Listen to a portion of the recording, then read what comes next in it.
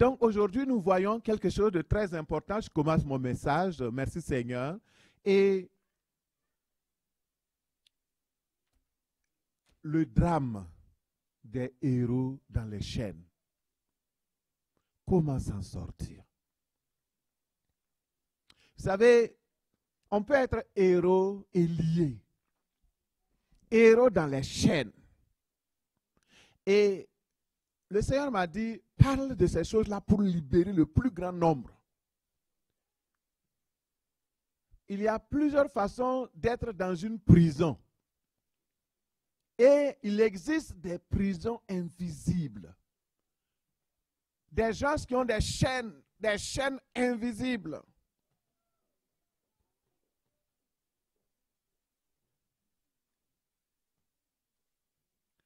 Et vous avez besoin d'être délivré. Il faut vouloir la délivrance. Il n'y a pas longtemps, je crois que c'est, mettons, 6 mois maximum, j'ai fait un songe. J'ai vu une personne qui était liée. Et cette personne accusait l'Église, accusait les gens, accusait. On ne m'aime pas ici, on me chasse de l'Église. C'est à cause de ça que je ne viens pas à l'église. C'est à cause de ça que je ne venais pas à l'église. Voici, vous m'avez fait ceci. Et j'étais en train de regarder la personne. Et immédiatement, c'est comme dans les films. Vous voyez, donc il y a l'action qui se passe maintenant et on repart dans le passé avec une nouvelle image assez grise, assez sombre. Et on me montre la personne avec des chaînes qui traînent jusque dans la forêt. Et la personne avait les pieds enflés et criait de douleur. Et la scène est revenue dans la normale et je pose la question à la personne, mais tu sais bien que ce que tu dis n'est pas vrai. Tu ne viens pas à l'église, tu ne peux pas parce que tu es lié.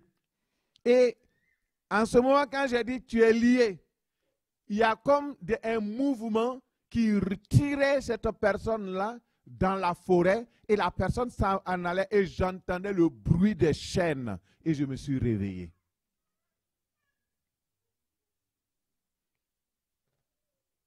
Vous savez, le monde spirituel est réel. Dieu permet à un certain moment donné d'ouvrir nos yeux pour le voir et quand nous le voyons, nous savons que c'est horrible. Plusieurs personnes sont dans des chaînes, mais ils ne le savent pas. Le problème, c'est l'ignorance. Mais quand nous regardons les fruits, on dit on reconnaît l'arbre à son fruit. Quand vous êtes dans les chaînes, il y a des fruits visibles. Un prisonnier ne peut pas se cacher. Et c'est pourquoi aujourd'hui le Seigneur m'a dit, parle de ces choses pour aider. Pour que le peuple de Dieu puisse se réveiller. Pour que le peuple de Dieu puisse s'en sortir. Parce que c'est une réalité. Vous savez, je suis à mon introduction, Satan c'est un preneur d'otages. Regardez dans Jean 5, 19. Il dit, nous savons que nous sommes de Dieu et le monde entier est sous la puissance du malin. Nous savons.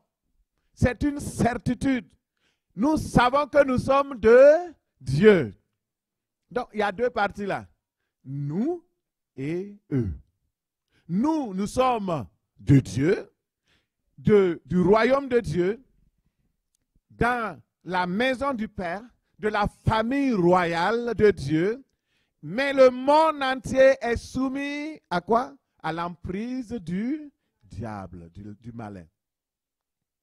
C'est ça la vérité, c'est ça la réalité. Et malheureusement, Satan a pris le monde entier en otage. Lorsque Adam et Ève avaient péché, Ève a été séduite, Adam a péché et il a pris en otage tout le monde entier.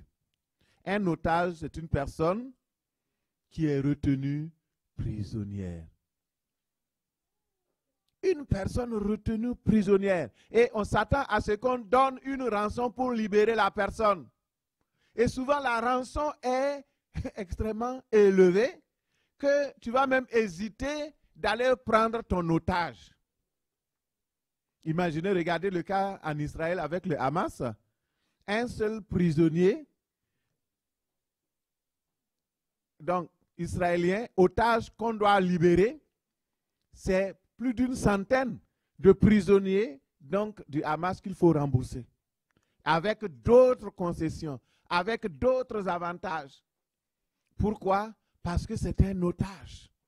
Et lorsque le diable a pris le monde entier en otage, il exigeait en contrepartie la vie même de Dieu. C'est ça, il dit, ok, tu m'as chassé du ciel, j'ai pris tes enfants en otage. Maintenant, il faut payer du sang. Et c'est pourquoi, dès Genèse 3, verset 15, la parole de Dieu dit que la postérité de la femme écrasera la tête du serpent. Et cette postérité de la femme est venue dans le monde, son nom c'est Jésus. Et il a écrasé la tête du serpent. Dieu a donné son Fils unique. Et le sang de son Fils a été versé pour que nous soyons libérés, pour que nous ne soyons plus otages de Satan, mais que nous soyons libres. Et, oh alléluia, gloire à Dieu. Jésus a payé pour toi et pour moi. Dans Acte 24, 26, il dit, nous voyons Paul qui était en prison et otage. Et là, un roi vient chaque fois, il le fait sortir. Et parce qu'il pensait que Paul allait être séduit pour lui donner de l'argent. Mais Paul dit, pas de compromis. Excusez, je ne donne pas de l'argent en contrepartie. Et il a refusé toute compromission. Mais en ce moment, il dit, Félix laissa Paul en prison. Chacun de nous, nous étions captifs de l'ennemi. Mais gloire à Dieu, loué et béni soit le Seigneur, le Dieu d'Israël, car il est venu à notre secours. Il nous a visités et libéré son peuple. Il a fait naître parmi nous son Fils qui nous libère et qui nous délivre de tout péché, de toute oppression au nom de Jésus. Dis à la personne à côté de toi, le libérateur c'est Jésus. Le libérateur c'est Jésus. Alléluia. Il est venu nous libérer. Libérer. Libérer. Alléluia. Vous savez, dans Éphésiens 4, 8, la Bible dit que Jésus est descendu dans les enfers, dans la prison satanique. Et il est remonté avec des captifs. Il est remonté avec ceux qui étaient maintenus dans l'esclavage, dans les otages. Il les a libérés. Et cette libération est réelle. Ce n'est pas une libération fictive. C'est une réalité spirituelle. Et quelqu'un va s'arrêter ici pour dire, mais pasteur, si Jésus a tout fait, pourquoi aujourd'hui encore tu prêches sur la délivrance? De quoi devons-nous être délivrés? Beaucoup qui ont fait la théologie et qui se sont arrêtés ici, ils ont dit non, Jésus a chassé tous les démons il y a 2000 ans, donc il n'y a plus de démons. Mais on voit ces mêmes personnes-là dans des chaînes, dans des problèmes. Quand vous voyez des pasteurs en asile psychiatrique, vous avez peur, hein? Il y en a.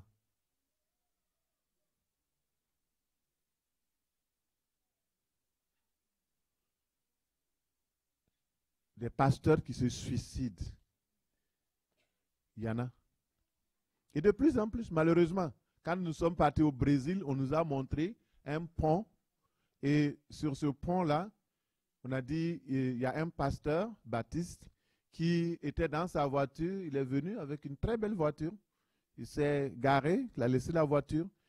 Il est monté sur le pont. Il s'est suicidé. Il n'est pas le seul. Je prends des exemples extrêmes pour vous dire que si des pasteurs peuvent faire ça, ce n'est pas les simples chrétiens là qui ne peuvent pas être possédés, qui ne peuvent pas avoir des démons. Ça existe. Pourquoi parles-tu alors que Jésus a vaincu le diable, il a libéré les otages? Pourquoi aujourd'hui nous devons encore parler de délivrance, de libération des captifs? Voici la réponse. La réponse est que malheureusement, le peuple de Dieu peut, hélas, être encore vendu. Parce que vous pouvez libérer un voleur aujourd'hui, il repart et puis il vole encore et puis on l'attrape. Est-ce que je manque, Christophe? C'est ça.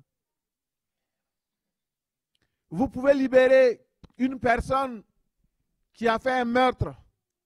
Vous lui avez donné la libération conditionnelle, il part et tue plus de personnes.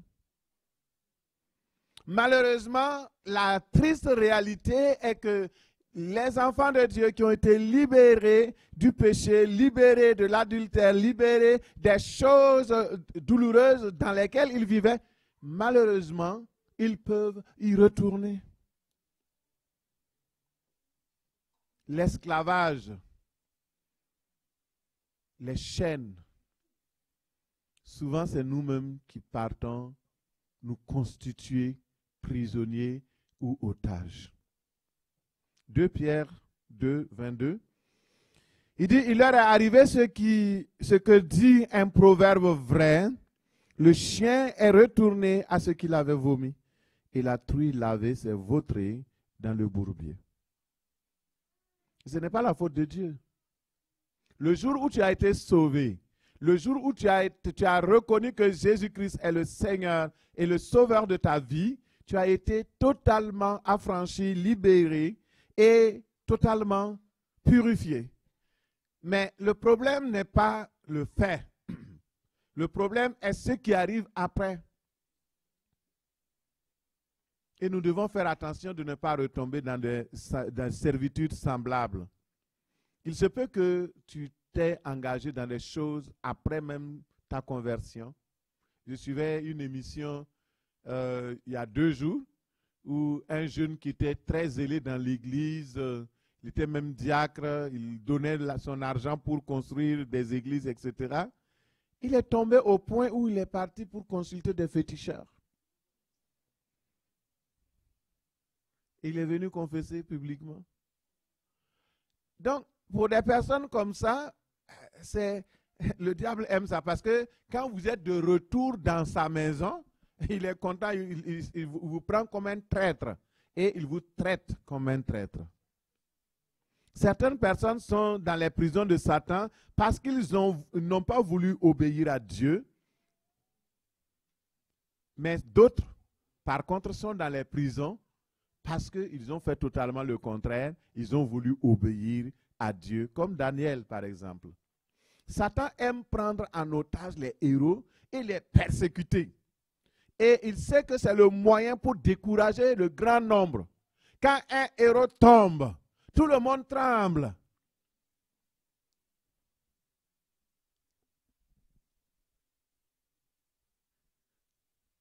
Malheureusement, j'ai vu dans un village un homme qui était craint de tout le monde. Tout le monde avait peur de lui. Et le jour où il est mort, j'ai vu les jeunes, les plus grands, tout le monde crier. Et après, j'ai compris qu'en fait, il ne pensait pas que cet homme-là pouvait un jour mourir. Tellement il était terrible. Et les gens préféraient l'éviter, même s'il passe par un chemin, tu vois, l'autre le salue très loin et puis il tourne, il change de chemin. Tellement il était craint. Mais avant sa mort, il pleurait, il criait. Et les voisins pouvaient l'entendre. Nous étions un de ses voisins. Et ma femme, comme elle est infirmière, ils sont venus demander à son service. Et ma femme est revenue en pleurant. Parce qu'elle savait que la demande qu'elle allait me faire, j'allais refuser. À l'époque, je n'étais pas aussi gentil que ça. Et elle est venue me demander, s'il te plaît, notre voisin, un tel, il souffre beaucoup, il va mourir. Le diagnostic que j'ai fait, c'est grave. Et s'il te plaît, chérie, il faut aller prier pour lui. Je dis, quoi? Prier pour cet homme-là? Il me dit oui. À cause des larmes de mon épouse, j'ai accepté. Je suis parti prier pour lui. Et devant tout le monde, il a accepté le Seigneur Jésus avant de mourir. 2 jours après, il est mort. Beaucoup sont dans des prisons, dans des situations terribles. Et ils se croient qu'ils sont les héros du monde. Mais ils sont prisonniers de Satan. Ils sont prisonniers de ce monde de ténèbres.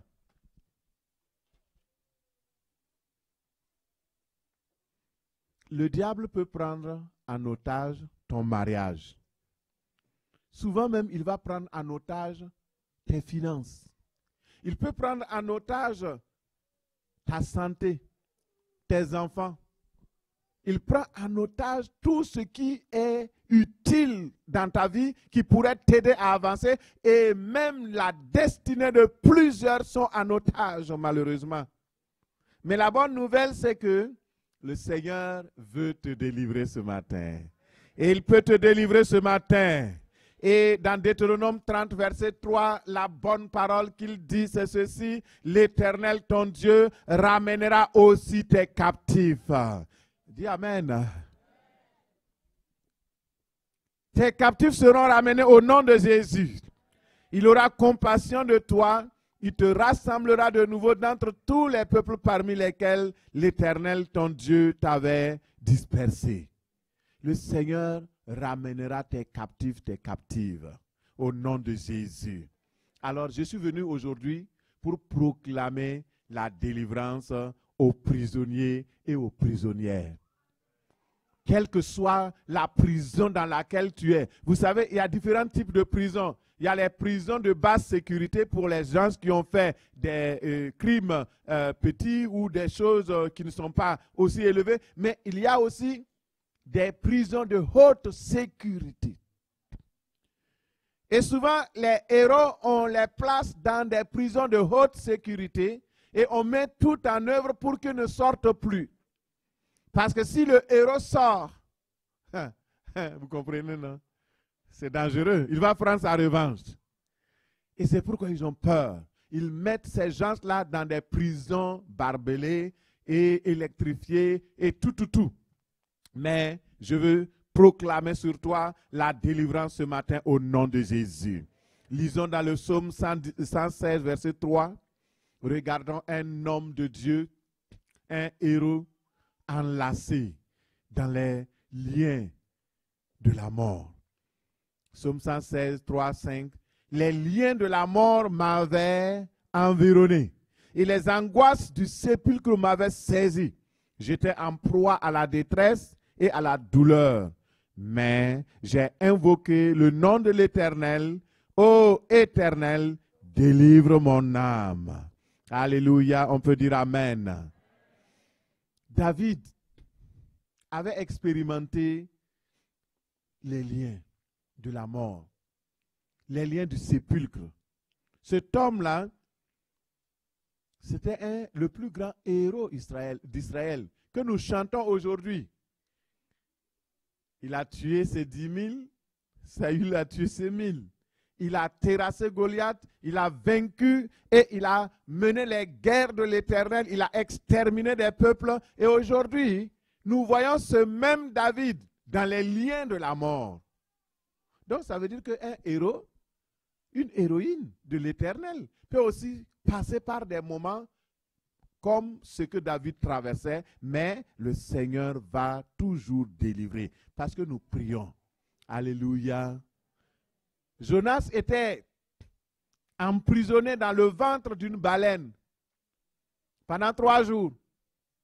Le Seigneur l'a délivré. Celui qui a délivré David est là. Celui qui a délivré Jonas est là. Et il te délivrera aussi au nom de Jésus. Alléluia. Parce que Le malheur atteint souvent le juste, mais l'Éternel l'en délivre toujours. Toujours. Nous pouvons voir dans 2 Timothée 2, verset 9, l'exemple de Paul. Paul explique à Timothée, et à l'époque, Rome était en ébullition contre le christianisme. Il y avait une persécution terrible. Paul dit, je souffre ici.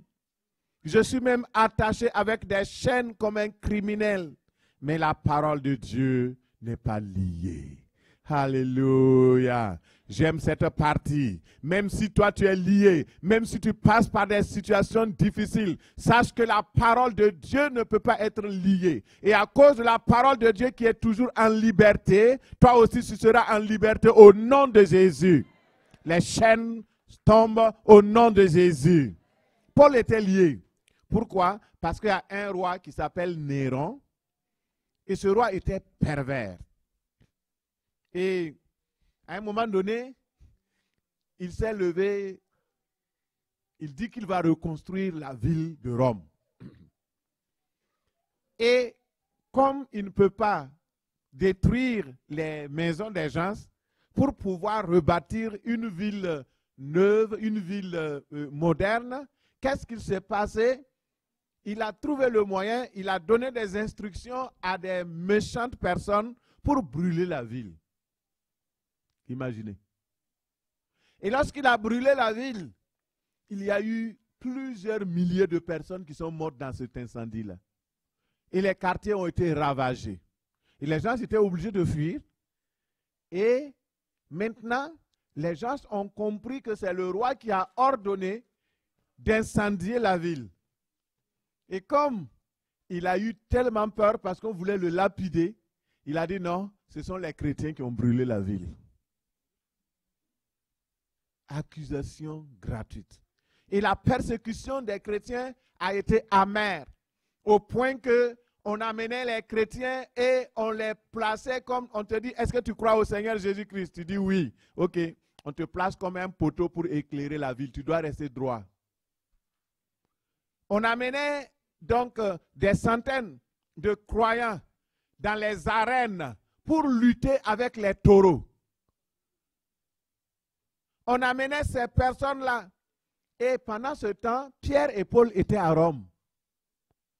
Et c'est dans cette persécution amère que Paul a été arrêté, enchaîné comme un criminel, alors qu'il n'a rien fait, juste parce qu'il confessait le nom de Jésus.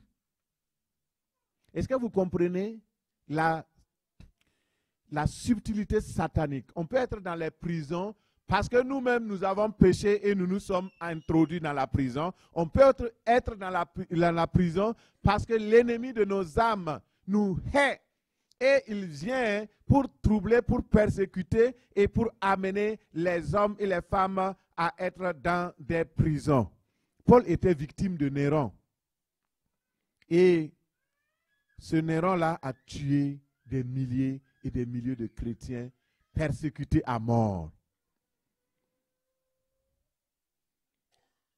Après Paul, nous voyons encore Pierre. Acte 12, 3 nous dit, voyant que cela était agréable aux Juifs, il fit encore arrêter Pierre. C'était pendant les jours des pains sans levain au nom du Seigneur Jésus-Christ. On l'a arrêté. Parce qu'il croyait au Seigneur Jésus-Christ, on l'a arrêté.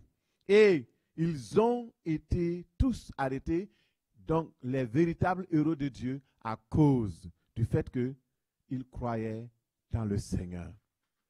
Le drame des héros mains enchaînées. Quand Pierre était en prison, vous voyez ce même Pierre, et le verset 4 nous dit, après l'avoir jeté en prison, il le mit sous la garde de 4 escouades, de 4 soldats chacune, avec l'intention de le faire comparaître devant le peuple après la Pâque. Vous voyez comment la prison de haute sécurité, le héros Pierre, arrêté, on met 4 escouades de 4 soldats. Ça fait combien de soldats? 16 soldats pour un seul homme. Et en plus, Il était enchaîné.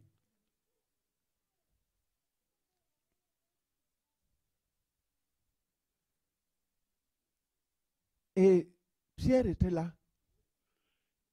À un moment donné, Pierre a commencé à dormir.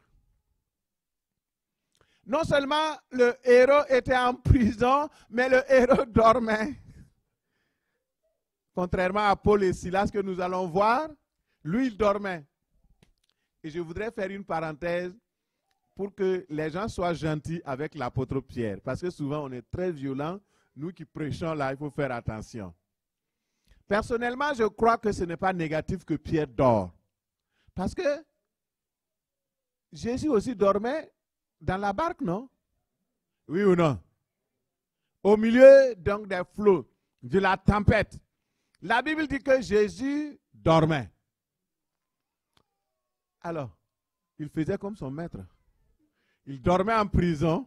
Il était tout tranquille. Il savait qu'il y a quelque chose qui va se faire. Alléluia. Même si tu es emprisonné dans n'importe quelle situation, arrête l'agitation. Arrête les soucis. Arrête les inquiétudes. Fais confiance au maître. Il ne t'abandonnera pas dans ta prison. Il te délivrera. Il te sauvera. Il te fera sortir avec gloire au nom de Jésus. Pierre était là en prison. Il ne pouvait plus prêcher. Il ne pouvait plus donc guérir les malades. Il était limité.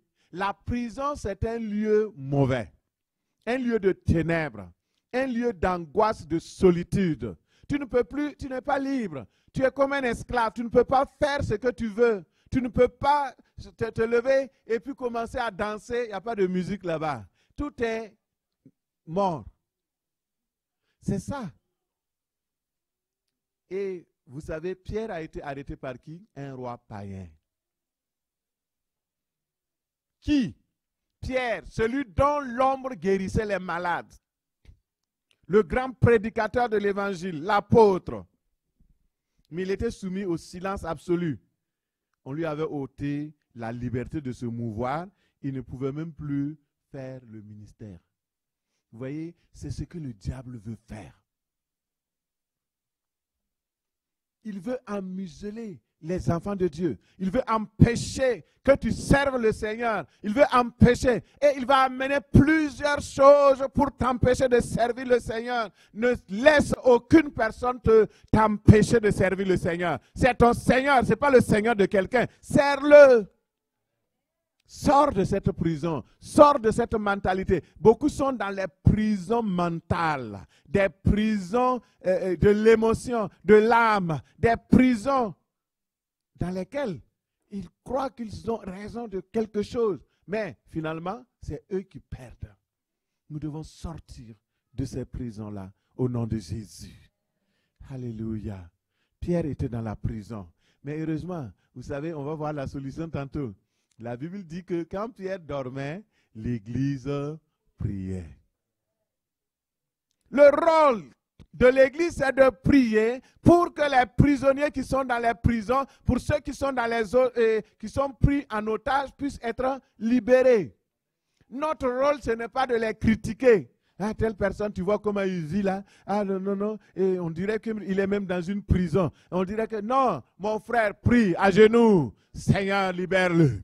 Au nom de Jésus, libère mes enfants. Au nom de Jésus, libère tel frère. Au nom de Jésus, libère telle sœur. Dans le nom de Jésus, que les chaînes soient brisées. Les verrous de fer éclatent. Dans le nom de Jésus, que l'onction brise toujours. Dans le nom de Jésus, si nous crions ainsi, nous allons voir une église debout. Une église réveillée, sans chaîne. Aucune personne ne sera dans aucune prison. Au nom de Jésus. C'est la prière. Ils ont commencé à prier ensemble. Prier, intercéder, prier, prier, prier.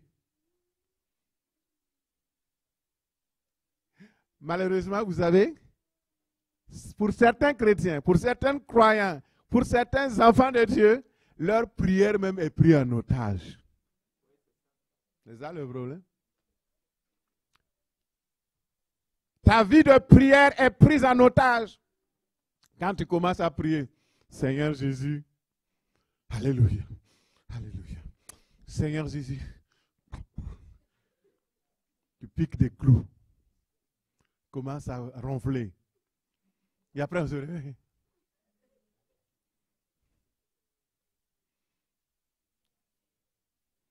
Je vivais avec un homme. Il était marié. Il avait une chose, mais c'était quelqu'un, en tout cas, moi, je l'avais connu dans la prière. Mais entre-temps, il a commencé à baisser, à sombrer dans des affaires. Et lui, il aimait les jeux de hasard. Il y a plusieurs choses qui nous enchaînent souvent. Et là, lorsqu'il prie, je l'observe avec sa femme. Entre-temps, tu vois un silence absolu. Et tu penses que ils sont en train de dormir. Ils sont en train de dormir. Et certains appellent ça une méditation profonde. Lorsqu'ils ont quitté la sphère de la prière au nom de Jésus, ils rentrent dans une sphère de méditation profonde. Que le Seigneur vous délivre au nom de Jésus. Si c'est ton cas, sache que le Seigneur veut te délivrer. Il veut te délivrer des prières de 5 minutes. Il veut te délivrer des prières moches. On te remercie, Seigneur. Seigneur, on te remercie aujourd'hui. Mon frère, prière pour faire délivrance là. C'est pas on te remercie, Seigneur. Au nom de Jésus, sors! Il faut parler. Les gens se disent, ah, pasteur, est-ce qu'on ne peut pas ne pas crier comme ça? Et puis dire, Doudou, Dieu mon sort. Il y a des démons sourds. C'est écrit dans la Bible. Il y a des démons qui sont sourds. Il faut les ordonner, il faut parler plus fort pour qu'ils entendent. Et souvent même, ils font exprès. Dans des cas où Jésus faisait la délivrance, il criait, il disait, sors de cet homme, sors, sors. Et on dit, il répétait, il criait, il disait, sors. Nous sommes qui? Nous sommes plus que Jésus. Voilà. Quand il faut faire la délivrance, là, il ne faut pas avoir peur. Ce n'est pas à toi qu'on parle. On parle à quelqu'un que tu ne vois pas. C'est un démon. On lui parle. Ce n'est pas toi. Quand on dit au nom de Jésus, je te ligote et je te dis, sors de ce corps. Là, vous voyez, ça commence à trembler. Mais ça veut dire qu'il y a quelque chose qui ne va pas. La personne tombe. Pourquoi? Parce que le démon agite la personne. Alors, donc, il y a quelque chose qui se passe. N'ayez pas peur. C'est pour votre délivrance. Ce n'est pas pour les beaux yeux, ce n'est pas le spectacle. On n'est pas là pour faire du spectacle, loin de là. On n'aime pas, ce n'est pas le spectacle. Alors, je prends un dernier exemple et nous allons prier.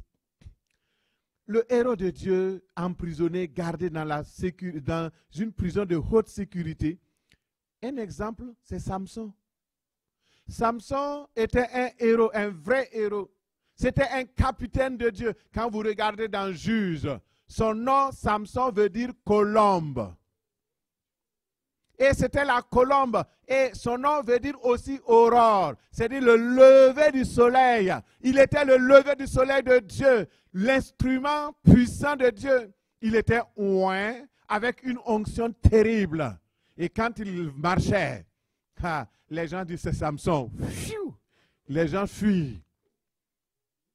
Avec la mâchoire d'un âne, il tue 1000 personnes. Waouh! Et il terrasse, il enlève les portes de la ville. Il fait des ravages partout, partout, partout. Mais, vous savez, il est tombé dans un piège que beaucoup d'entre nous, surtout nos jeunes, ils tombent aussi régulièrement dans ce piège. On appelle ça la prison marine. La prison marine. Et cette prison, c'est une prison de honte, d'opprobre, une prison malheureuse, de ténèbres, de blocage, de malédiction et d'envoûtement. Et mon frère, regarde Samson, ce héros-là, Il avait été capturé par les Philistins. Et un jour, ils étaient tellement contents, ils ont fait un grand sacrifice. Ils se sont rassemblés, ils ont dit, nous allons adorer notre Dieu Dagon, qui nous a permis de capturer Samson. Oh, écoutez très bien. Donc, c'est un combat entre deux royaumes. Le royaume des ténèbres contre le royaume de la lumière. Le royaume de Satan contre le royaume de Dieu. Et Dagon était honoré parce qu'ils avaient capturé un héros. Et dans le monde des ténèbres, lorsqu'un enfant de Dieu, lorsqu'un serviteur de Dieu, lorsqu'un pasteur tombe, lorsqu'un apôtre tombe, le monde des ténèbres se réjouit. Lorsqu'un diacre tombe, le monde des ténèbres se réjouit parce qu'ils ont réussi à capturer un héros. C'est ça la réalité. Et il faudrait que nous nous levons pour prier, pour délivrer les captifs et surtout les héros qui sont enchaînés. Regardez Samson. Et là, ils ont organisé une grande fête. Et pour clôturer, pour mettre le clou à la fête, ils ont dit, mais où est le prisonnier?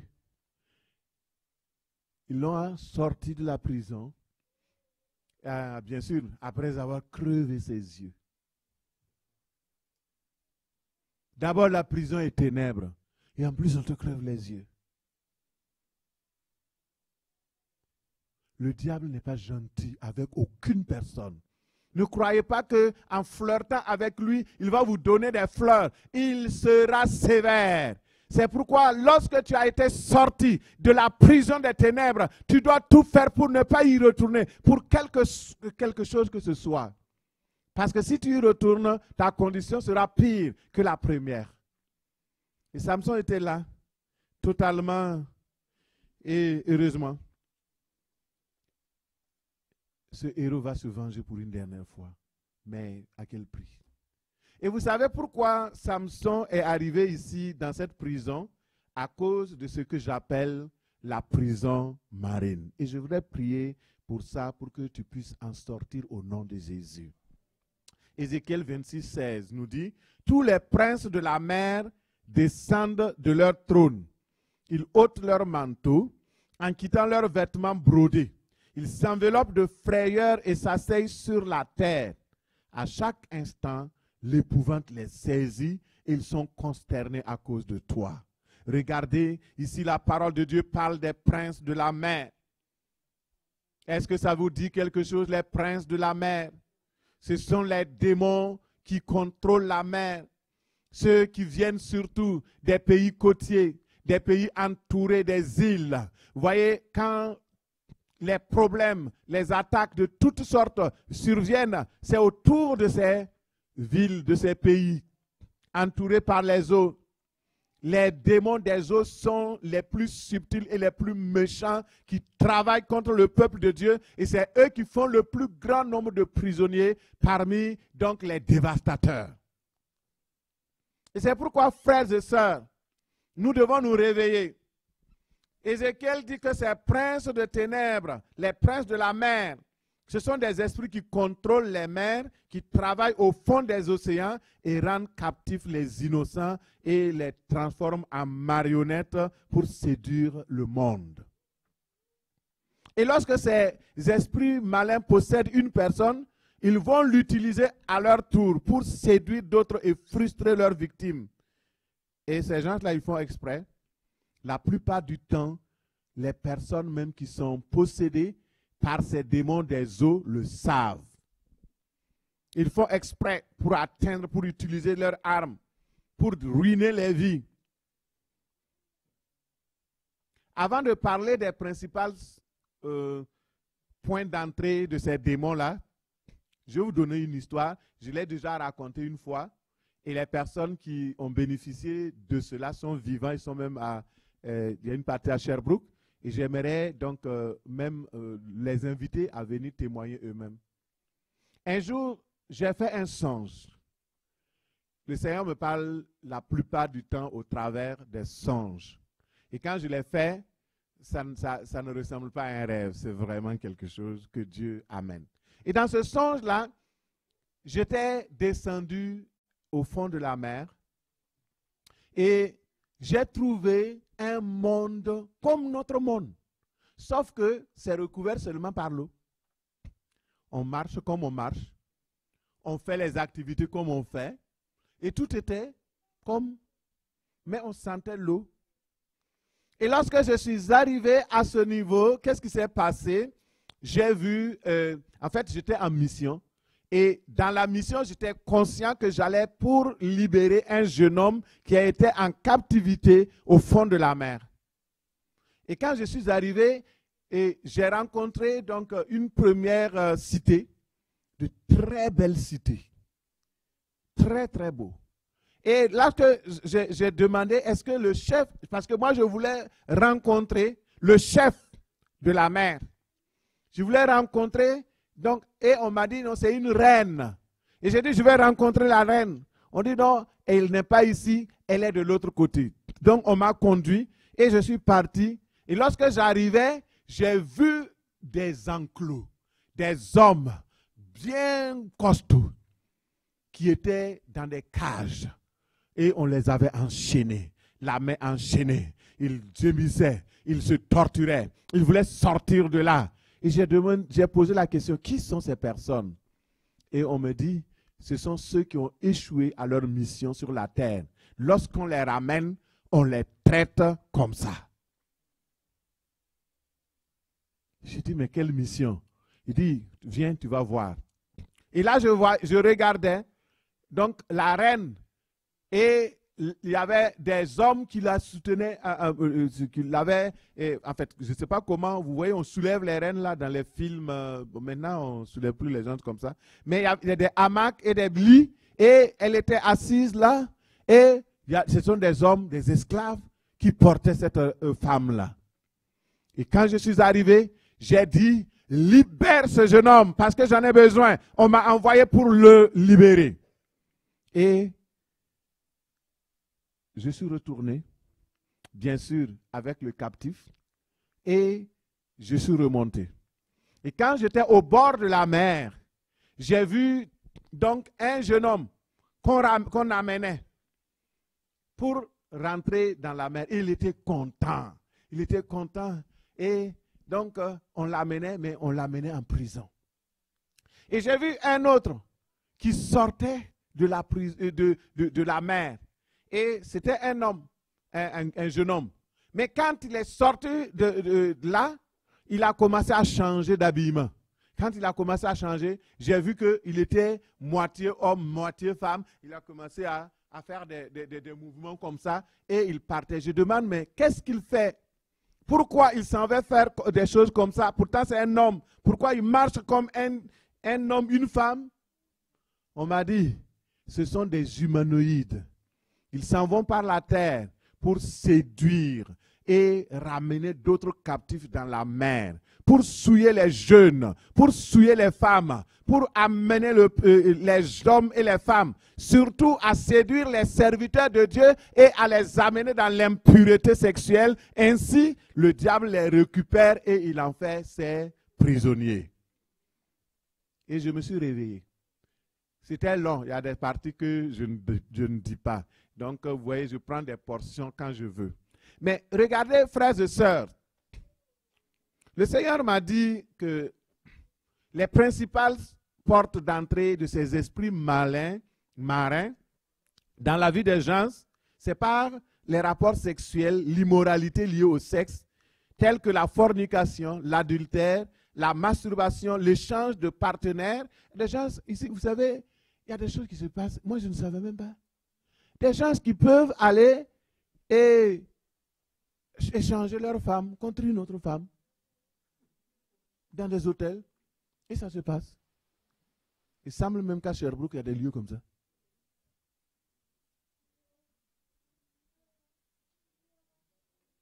Je n'ai jamais pensé que c'est des choses même possibles. Des clubs d'échangistes. Tu arrives, donc tu veux aussi changer, donc tu donnes ta femme, ok, tu me prêtes ta femme, moi je devrais être ma femme. À Dieu ne déplaise. Mais c'est horrible. Imaginez l'immoralité sexuelle, les péchés que on commet en faisant ces choses, ça devient un droit légal pour le diable de nous accuser et de nous mettre dans sa prison. C'est pourquoi beaucoup sont là. Il y a certains aussi, c'est des esprits familiers. On vous a initié, quand vous êtes né, on vous a amené au bord de la rivière. On a fait des cérémonies, des initiations parentales.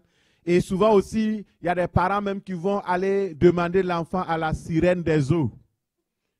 Il y a certains aussi qui font le culte des eaux, les incisions, les rituels symboliques. On amène ceci, on fait cela. Et tout cela amène les gens à être captifs. Et quand vous voyez une personne qui est captive de la prison marine, au niveau de son mariage, échec, difficulté à se marier. Et quand il se marie, dans le mariage, il y a des problèmes. Et la femme se trouve dans une prison en étant dans sa propre maison. L'homme se trouve dans une prison en étant dans sa propre maison. Entre-temps, on devient comme des colocataires. C'est ça le problème. Parce que l'esprit méchant, il vient pour tuer, égorger, détruire. Et lorsqu'il est là, les esprits des eaux, ce sont les plus terribles. Je les ai vus personnellement dans mon rêve et je sais qu'ils ne font pas de cadeaux.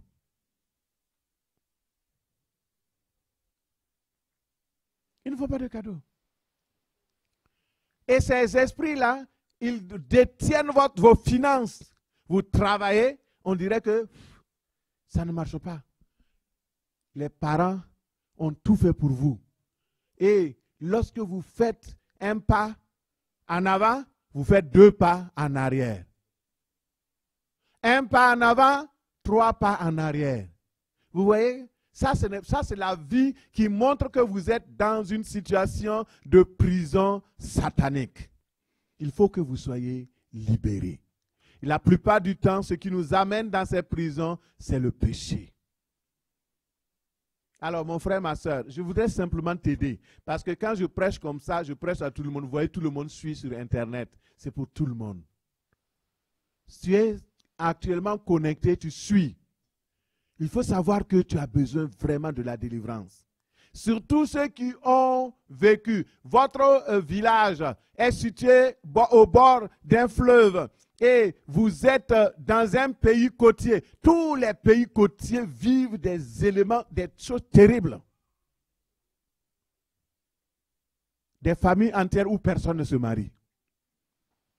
Parce que ils sont partis faire des incantations au bord de la mer. Ils sont partis sortir Mami Wata. Ils sont partis faire ceci. Et à cause de cela, beaucoup sont dans les troubles. Dans les troubles. Que le Seigneur nous aide au nom de Jésus. Le drame des héros, mais enchaîné. Enchaîné. Dans les prisons émotionnelles. Les prisons des sentiments d'émotion. Les gens qui sont là, leurs émotions les contrôlent. Quand ils se lèvent, ils commencent à pleurer. J'ai connu une femme ici. Elle peut être assise avec vous. Elle rit, elle rit, elle rit. Vous êtes content, vous dites, waouh. Et dans la minute qui suit, elle commence à pleurer. C'est quoi? Vous voyez? Une prison satanique, maléfique, terrible.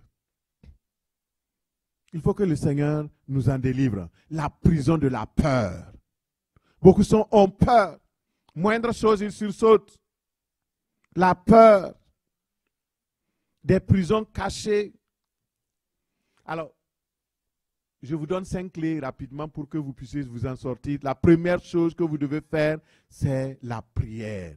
La prière et l'intervention angélique ont délivré Paul de la prison. L'Église ne cessait de prier. Deuxièmement, si vous voulez sortir des prisons sataniques, la louange et l'adoration. Vous savez, lorsque vous louez Dieu, les esprits méchants n'aiment pas l'atmosphère de louange. Il y a beaucoup qui nous ont reproché. Ah, chez vous là, on loue trop, on adore Dieu. Alors qu'on n'a même pas une 30 minutes pleine pour adorer le Seigneur. Il y a certains qui m'ont approché. Il faut changer votre façon d'adorer. Il faut faire. On a essayé de faire, d'arranger, mais malgré ça, ils ont quitté l'église. Pourquoi? Parce que l'atmosphère d'adoration amène la présence et la gloire de Dieu. Et là où est la présence de Dieu, là où est l'Esprit de Dieu, là est la liberté. Et c'est pourquoi les diables n'aiment pas la liberté. Ils aiment la prison. Mais tu seras libéré au nom de Jésus. Parce que tu pries, le Seigneur te délivrera. Au nom de Jésus. Là où est l'Esprit de Dieu, c'est là qu'il y a la liberté. C'est pourquoi on fait tout pour conserver la présence de Dieu ici. Il faut le savoir. Quand nous sommes arrivés hier au séminaire, on était arrivés, les gens s'étaient déjà un peu installés. Et je suis passé, je voulais juste passer et j'ai salué une dame. Et il y a un homme qui m'a approché. Il m'a dit, quand tu es rentré, j'ai senti une grande onction qui est rentrée dans la salle. Moi, j'étais là avec les Christophe, là, on s'amusait, on riait dans le, dans le car, dans le véhicule. Nous, on ne sent pas ça. Mais ceux qui sont sensibles et les hommes, vous savez, le monde extérieur, les gens qui ont pratiqué les cultes et occultes et autres, ils sont plus sensibles à la présence de Dieu que les enfants de Dieu. Parce que souvent, nous sommes tellement habitués qu'on néglige la présence de Dieu. On ne le sent même plus. Ah, on est parti à l'église. C'est la même chose. Mon frère, ce n'est pas la même chose. C'est toi qui as le problème.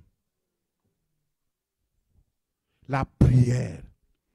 Quand vous priez, Dieu va ébranler les cieux. Il va envoyer les anges pour vous délivrer. Si votre situation mérite que des anges viennent vous libérer, les anges viendront au nom de Jésus. La louange et l'adoration. Acte 16, 25 nous dit, Paul et Silas priaient et chantaient pour louer Dieu. Et les prisonniers les entendaient. Ils n'étaient pas en train de murmurer. Seigneur, s'il te plaît. Non. Seigneur, nous te disons merci. Satan est tombé. Là où Jésus-Christ a régné, Satan est tombé et son pouvoir est brisé. Les autres prisonniers disent, mais est-ce que vous entendez? Est-ce que vous entendez? Qu'est-ce qu'ils disent ces gens-là? Satan est tombé. Là où Jésus-Christ a régné, Satan est tombé, son pouvoir est brisé. Oui, son pouvoir est brisé. Son pouvoir paralysé. Son pouvoir paralysé. Son pouvoir anéanti. Son pouvoir anéanti. Oh oui, c'est vrai, Satan est tombé.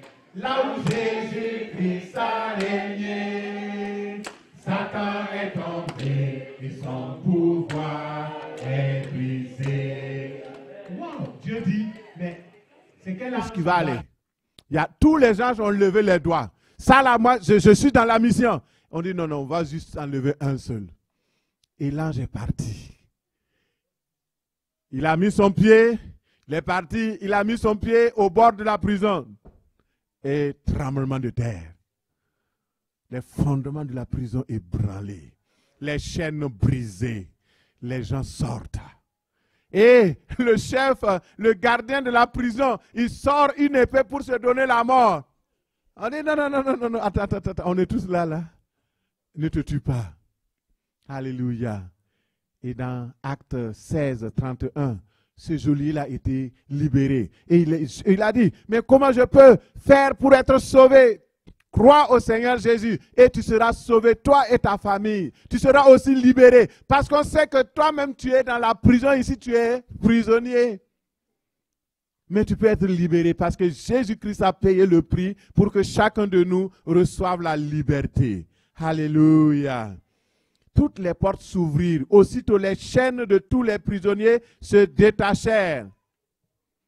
Que tes chaînes se détachent au nom de Jésus. Que le Seigneur envoie un tremblement de terre. Et que toute prison dans laquelle tes biens, ton épouse, tes enfants, ton mari, toutes tes richesses sont emprisonnées, que cela soit ôté et que tu puisses récupérer tout au nom puissant de Jésus. Alléluia. Et une des clés, c'est l'onction du Saint-Esprit. Ésaïe 10, 27 dit que le fardeau sera ôté de dessus ton épaule et le joug qui est au-dessus de ton cou, parce que l'onction fera éclater le joug. L'onction du Saint-Esprit de Dieu. Et je vais dire quelque chose qui va étonner, mais la véritable délivrance des prisons vient d'une décision ferme de sortir de sa prison.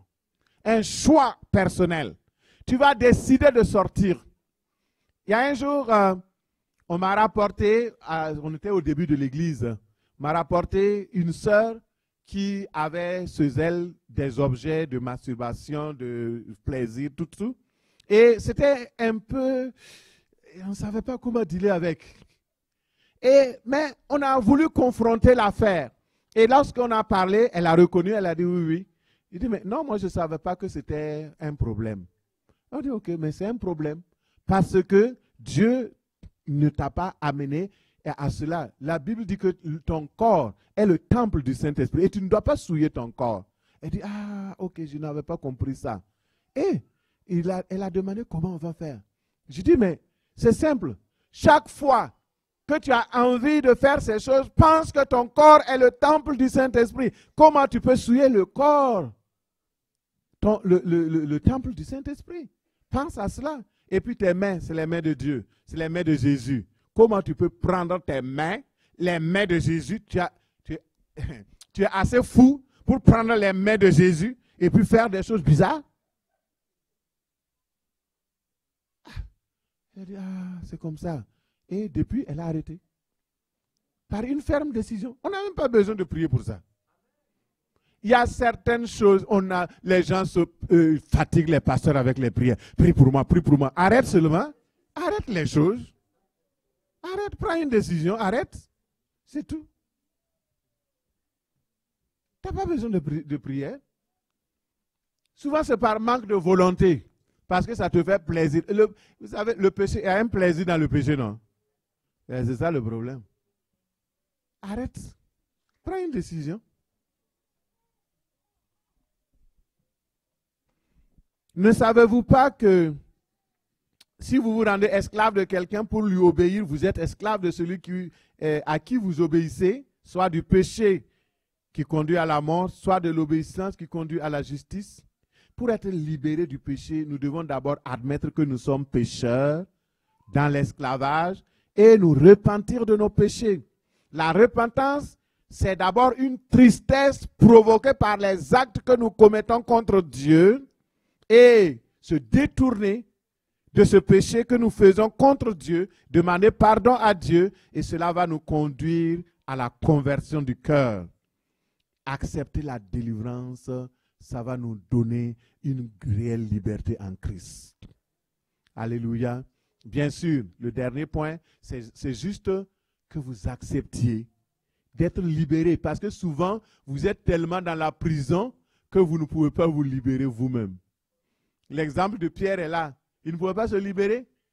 16 soldats qui le surveillaient. Il est lié. Qu'est-ce qui pouvait le délier? Il n'y avait que la prière des autres. Et si tu es dans une situation que tu as besoin de la prière des autres, il faudrait aussi demander, sois humble. Ça, c'est important. Mais il y a des choses sur lesquelles tu peux aussi prier toi-même.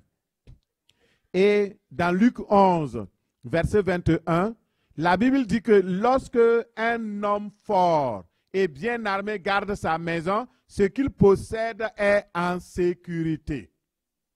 N'est-ce pas? Ce qu'il possède, c'est quoi? Ce sont les biens qu'il a volés, ce sont les personnes qu'il a capturées, ce sont peut-être ton mariage, tes amitiés, tes finances, et toutes choses que le diable a pris en otage. Lorsqu'un homme fort et bien armé garde sa maison, ce qu'il possède est en sécurité. Mais si un homme plus fort que lui survint et il le dompte, il lui enlève toutes ses armes dans lesquelles il se confiait et il distribue ses dépouilles. Alléluia, j'aime ce passage-là. Vous savez, l'homme fort et bien armé qui garde sa maison, d'après vous, c'est qui? C'est l'esprit impur, c'est le diable qui a délégué des hommes, qui a délégué des agents sataniques pour garder les hommes et les femmes dans la prison. L'homme fort, c'est Satan lui-même. La Bible dit qu'il est fort et armé. Il ne faut pas négliger la force du diable ni ses armes. Il y a des chrétiens assez orgueilleux qui méprisent et disent non, non, ce n'est rien. Ce n'est pas vrai. Il faut prendre au sérieux qu'il est armé et qu'il est dangereux et qu'il est méchant. Comme ça, tu pourras bien te protéger. Mais si tu le négliges, tu vas tout faire, mais tu ne vas pas te protéger. Donc, sa maison, c'est la prison spirituelle, c'est la prison satanique. Tout ce qu'il possède, ce sont les otages, l'homme ou la femme faite prisonnière, les biens matériels, les richesses, etc. L'homme plus fort que l'homme fort, c'est qui? Alléluia! C'est Jésus. Lui, il est plus fort que tout. L'homme plus fort. Pour vaincre un homme fort, il faut un autre homme plus fort que le premier. Jésus est le plus fort, le plus puissant. Il est plus puissant que les démons. Il est plus puissant que les sorciers. Il est plus puissant que la maladie. Il est plus puissant que ta situation. Il est plus puissant que ta pauvreté. Il est plus puissant que l'immigration qui garde tes papiers en otage. Il est plus puissant que tous les marabouts. Il est puissant. Si Jésus est pour moi, que peut me faire un homme? Si Jésus est pour moi, que peut me faire un homme? Amen, amen. Plus puissant que le marabout, Jésus-Christ de Nazareth. Plus puissant que les sorciers, Jésus, roi des rois. Il est le roi des rois, le Seigneur des seigneurs. Il est plus puissant que tout. Il n'y a rien qui lui résiste. Alléluia. Le puissant guerrier, c'est lui. Il combattra pour toi. Alléluia. Jésus est pour toi. Ne crains pas. La condition pour qu'il y ait délivrance, il faut que l'homme plus fort que l'homme fort survienne. Qu'il vienne. Et donc, il suffit de l'inviter. Si tu invites l'homme plus fort, il viendra, il surviendra, il va dompter l'homme fort, il va lui enlever les armes dans lesquelles il se confie et il va distribuer ses dépouilles. Alléluia. Dans ce passage, comme vous l'avez bien noté, Jésus désigne Satan comme l'homme fort. Et lui-même est, le Seigneur Jésus-Christ est notre homme le plus fort. Et lorsqu'il est venu dans ce monde, il a dépouillé les dominations. Il a dépouillé et les autorités et les a mis publiquement en spectacle, en triomphant d'eux par l'œuvre de la croix. Et aujourd'hui, le Seigneur nous a donné les armes. Parce qu'il est parti au ciel et il savait que le diable n'allait pas laisser au repos les enfants de Dieu. C'est pourquoi il a dit, les mêmes armes que j'ai utilisées pour vous défendre pendant que j'étais présent parmi vous, je vous les redonne. Allez, faites de toutes les nations des disciples. Il dit, voici les miracles qui accompagneront ceux qui auront cru. Le premier miracle, c'est quoi? En mon nom. Et vous ne connaissez pas votre Bible, hein? On va afficher moi ça, s'il vous plaît. Le premier miracle que Jésus veut que chaque croyant accomplisse, c'est faire quoi? Chasser les démons.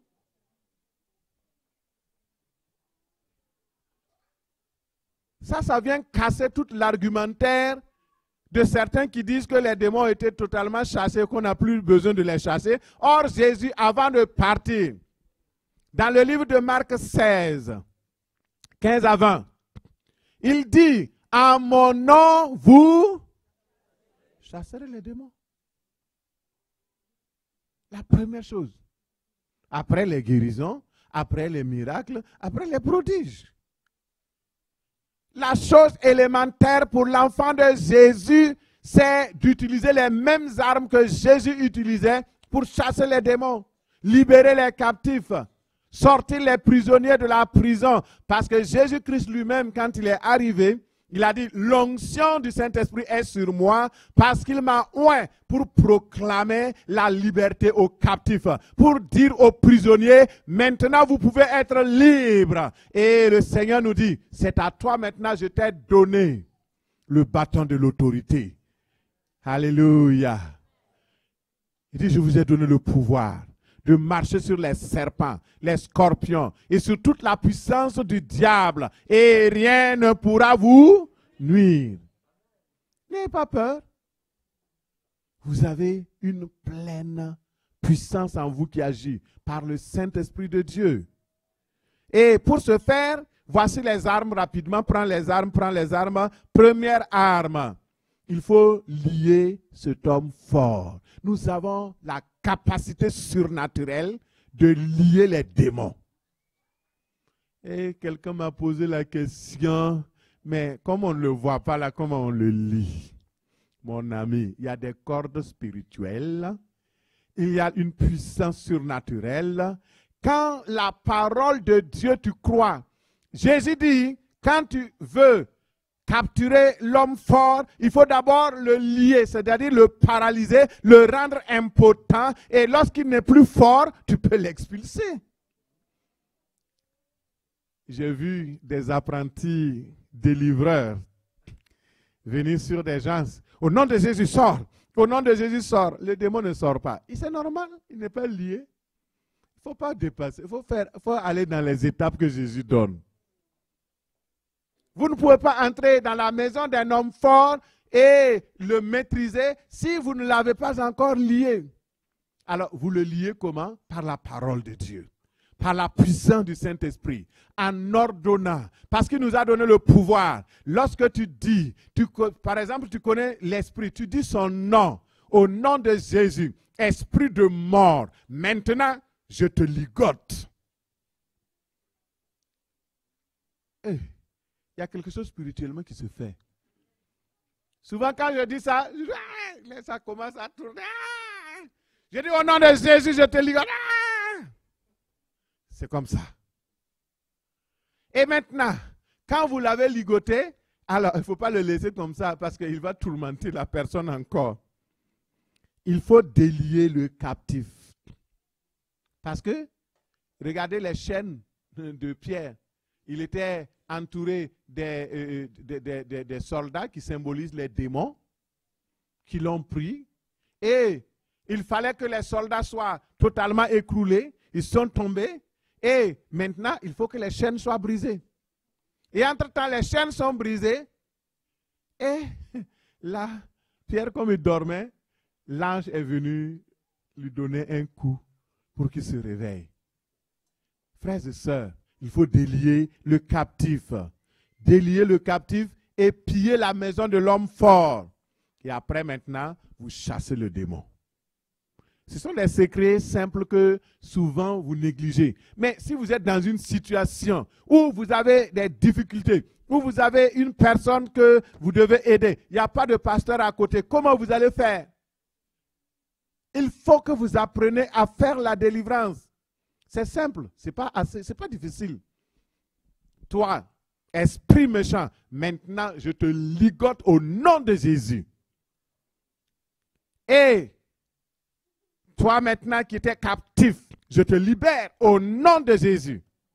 Et maintenant, comme tu es ligoté, esprit méchant, tu sors, va dans les endroits arides, dans les endroits où tu ne pourras troubler personne et ne reviens plus jamais au nom de Jésus. L'ordre de partir, il va partir. la foi saisit les promesses de Dieu. C'est par la foi que tout fonctionne. Ce n'est pas un mantara. Et vous connaissez le mantara, c'est des choses qu'on répète quand c'est pas ça.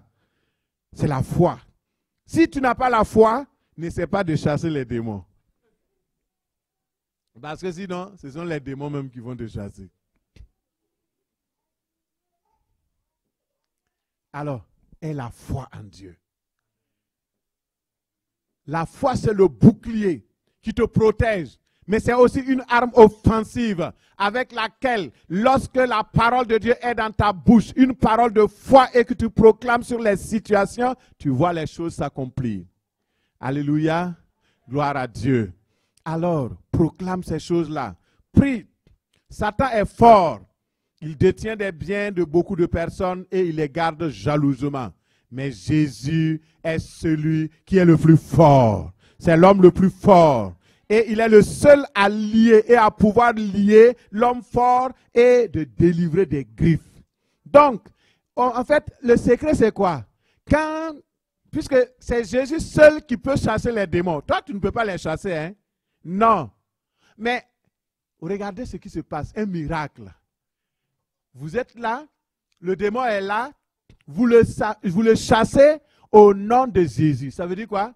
Vous le chassez en lieu et place de Jésus. Vous êtes un représentant de Jésus, une personne de haute autorité qui a été déléguée par le ciel. Quand le ciel vous regarde, quand vous dites au nom de Jésus, le démon sort. Et le démon, il ne vous voit pas, il voit Jésus. C'est ça le secret de la délivrance. C'est ça. Si vous croyez que c'est vous-même, il y a des gens qui, à un certain moment donné, ils croyaient que c'était eux, ils avaient un pouvoir pour chasser les démons. Mon frère, ils sont tombés dans des tourments. Ils ont commencé à faire les choses comme si c'était du spectacle. Entre-temps, la délivrance ne venait pas. La clientèle a commencé à baisser. Ils ont été obligés d'aller dans les eaux pour aller prêter main forte au diable, prendre des vaudous, des machins pour pouvoir continuer leur affaire. Ça, c'est vraiment là, je dirais, c'est tombé si bas. C'est vraiment, non, il n'y a même pas de mots pour qualifier. Le nom de Jésus est tellement puissant que rien ne peut résister à ce nom-là. Absolument rien ne peut résister à ce nom-là. Lorsque vous priez avec foi, en vous recommandant du nom de Jésus, les prisonniers les plus terribles dans les prisons de haute sécurité seront libérés au nom de Jésus. L'homme fort libérera ses captifs au nom de Jésus. Alors nous allons nous lever. Dans quelle prison tu te trouves? Qu'est-ce que le diable est venu voler dans ta vie et en a fait prisonnier, prisonnière? Est-ce ta santé? Souvent, le diable fait embargo sur ta santé. Aujourd'hui, tu es malade. Demain, tu es guéri. Après-demain, tu es malade. C'est comme des montagnes russes. Tu es dans une prison invisible. Souvent, tu es là avec des émotions instables. Les scientifiques peuvent donner des noms. Ils peuvent dire que c'est la schizophrénie, Alzheimer, Parkinson, tout. Mais il y a un seul dénominateur dans la parole de Dieu, c'est la prison satanique. Beaucoup sont dans des prisons. Ils ne savent pas quoi faire. Et par la grâce de Dieu, je vais prêcher sur la prison financière. On va libérer beaucoup là des problèmes de sous, des gens qui n'arrivent pas à travailler, des étudiants qui n'arrivent pas à réussir. Parce que vos études sont en otage. Vos enfants en otage.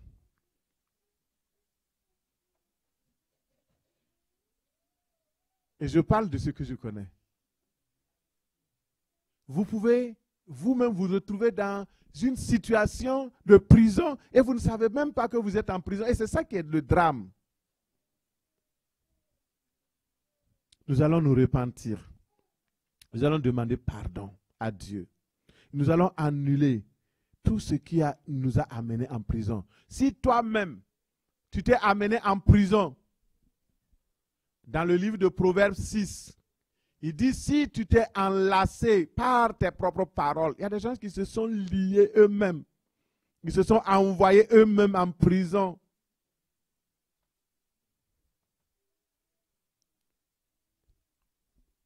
La peur. Les prisons de la mort prématurée. Dans ton village, les gens n'atteignent jamais plus de 50 ans. Il y a les prisons de toutes sortes.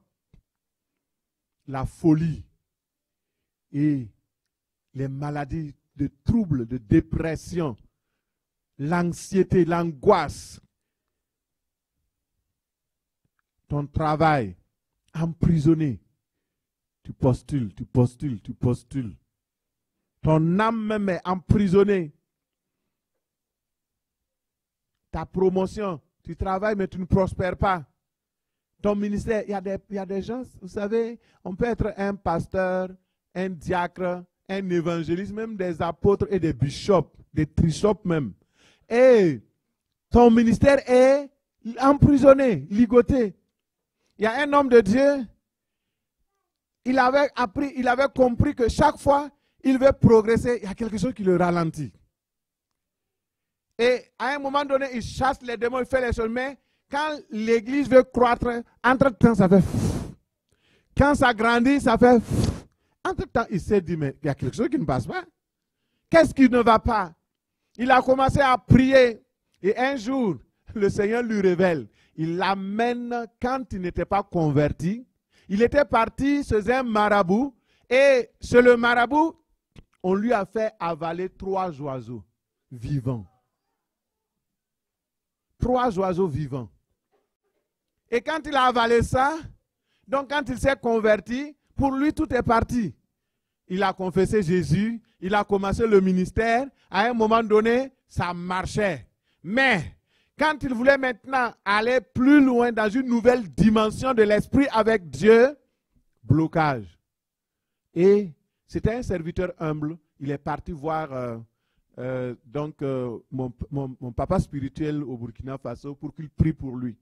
Et quand il est parti, ils ont prié pour lui. Ils ont prié sur lui. Alors, il a été totalement libéré. Et son ministère a commencé à prospérer, à croître. Il a commencé à aller de gloire en gloire, de puissance en puissance. La puissance du Saint-Esprit a commencé à se mouvoir. Mon frère, ma soeur, peut-être que tu as une dimension, mais le diable t'a autorisé à aller dans cette dimension. Mais ce n'est pas la dimension dans laquelle Dieu veut que tu sois. Peut-être qu'il y a 3 oiseaux encore qui ne sont pas sortis de toi, qui te rendent prisonnier, qui te rendent limité, incapable de progresser. Il faut que ces 3 oiseaux-là sortent au nom de Jésus. Alors mon frère, ma soeur, nous allons prier. Demande pardon au Seigneur. Moi, je demande pardon aussi. Parce que souvent, nous sommes jetés nous-mêmes dans les prisons à cause de la désobéissance, à cause du péché. Il y a certains qui sont dans les prisons à cause des épreuves. Mais d'autres, c'est parce qu'ils ont péché. Nous allons prier pour demander pardon à Dieu. Prions ensemble au nom de Jésus. Seigneur mon Dieu, je voudrais te dire merci. Je prie au nom de Jésus. Je prie que tu aies compassion de moi. Compassion de ton peuple. Seigneur, souvent nous sommes nous-mêmes jetés dans les prisons à cause de la désobéissance, à cause du péché, à cause, Seigneur, de l'orgueil. Mais Seigneur, je viens à toi et je viens demander pardon. S'il te plaît, pardonne-moi. Tout péché, tout manquement, toute désobéissance à ta parole, au nom de Jésus. Je prie, Seigneur, pardonne, Seigneur. Oh, tout ce que, oui, moi-même, je me suis laissé emprisonner. Les choses que j'ai laissées emprisonner. Seigneur Jésus, je te demande, s'il te plaît, pardonne-moi. Au nom de Jésus. Au nom de Jésus. Alléluia. Nous allons prier. Tu vas annuler au nom du Seigneur Jésus-Christ toutes les paroles, les promesses, les désobéissances, tout péché, toute compromission, les actes qui nous ont exposés à la captivité. Peut-être que, en fait, tu n'es même pas allé te jeter dans la captivité, mais tu as fait des choses qui t'ont exposé. Et le diable est venu prendre. Alors, prie, demande au Seigneur, pardonne-moi. Ça peut être les dettes. Les dettes, par exemple, quand tu aimes les dettes, ça peut t'exposer à une captivité financière. Prie, demande pardon. Demande pardon au nom de Jésus. Seigneur Jésus, je prie dans le nom de Jésus que toi-même tu viennes, Seigneur. Oh Papa, pardonne ton peuple. Pardonne-moi pour les actes de désobéissance, les compromissions, les actes qui nous ont exposés à la captivité satanique. Je prie et je demande cela. Pardonne, Seigneur, ton peuple au nom puissant de Jésus. Seigneur, merci. Au nom de Jésus. Amen. Nous allons prier ensemble. Si vous êtes d'accord avec moi, vous priez avec moi à haute voix. Donc, ce n'est pas une répétition. Priez avec foi et croyez que vous avez reçu ce que vous demandez maintenant au nom de Jésus. Amen. Tu vas dire avec moi, Seigneur Jésus, envoie tes anges, localiser toutes les prisons sataniques, toutes les prisons de la sorcellerie qui ont enfermé mon âme, mes bénédictions, mes finances, l'éducation, le travail, le mariage, la santé, ma promotion, le ministère, les opportunités, les idées de Dieu, mon passeport, mon visa, mes diplômes, ma destinée, mes talents, mes enfants, mes projets. Seigneur, localise-les et sors-les de la prison. Sors-les de la prison. Au nom de Jésus. Au nom de Jésus. Seigneur, je prie, envoie tes anges pour neutraliser les esprits gardiens invisibles de ces prisons occultes dans lesquelles sont enfermées mes richesses, mon mariage, ma destinée. Ouvre les prisons. Je récupère au nom de Jésus tout ce qui m'appartient. Au nom de Jésus, tous les biens gardés dans la prison, je les récupère au nom de Jésus. Au nom de Jésus, je lie l'homme fort en charge de ma situation. Je me libère moi-même. Au nom de Jésus, de toute situation de prison satanique. Au nom de Jésus, Seigneur Jésus, efface mon nom de tout livre de la prison satanique.